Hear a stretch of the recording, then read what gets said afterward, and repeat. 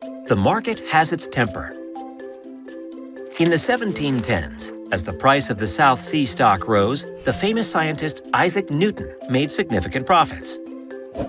However, after the stock soared, he rebought it almost at its peak, resulting in large losses.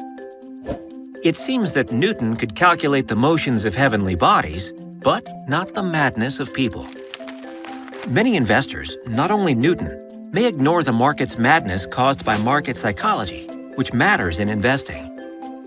Simply put, market psychology considers market participants' overall sentiment and behavior.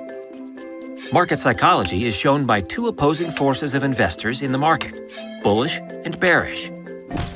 Market psychology becomes one sentiment when another is suppressed or even ignored. It is a powerful force that can override the fundamentals and cause stock prices to move unexpectedly. Greed and fear are the two primary motives behind it. The market can be overwhelmed with greed and succumb to fear as well. We can see the market mood as a pendulum, swinging back and forth between the two highest points, greed and fear. Greed can lead to optimism and overvaluation, increasing the price above the normal market value and forming a price bubble. Fear can bring pessimism, undervaluation, or even mental breakdown. As market sentiment swings, boom-bust cycles often develop. One of the most famous cycles was Tulip Mania, which occurred in the Dutch Republic during the 17th century. Because of their bright colors and exquisite shapes, demand for the recently introduced tulips increased significantly, pushing their prices up. Rising prices attracted more and more investors. From 1633 to 1637, even many middle-class and low-income families speculated in the market. This contributed to enhanced optimism among investors, which pushed prices up further. Investors believed the trend couldn't end.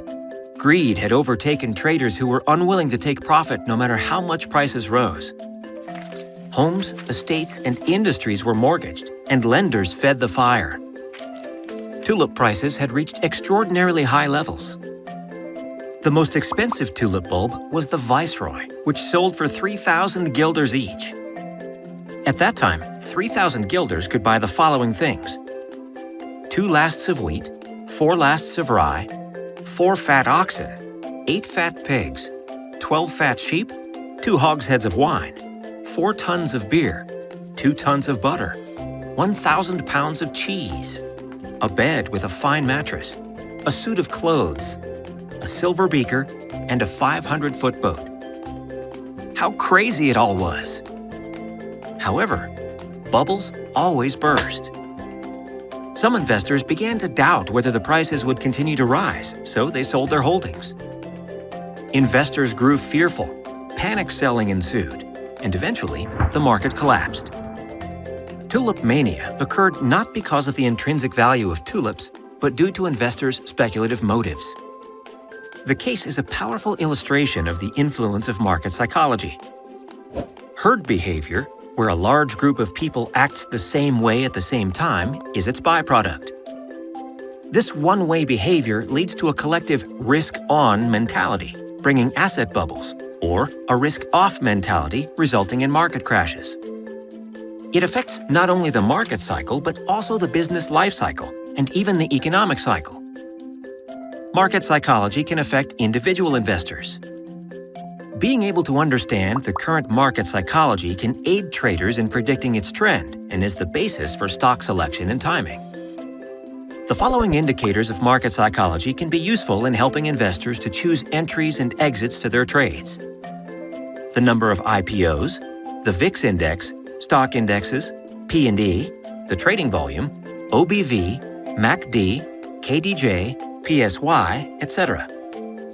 Adopting a contrarian investing strategy based on solid fundamentals can be fruitful when current conditions reach extremes due to market psychology.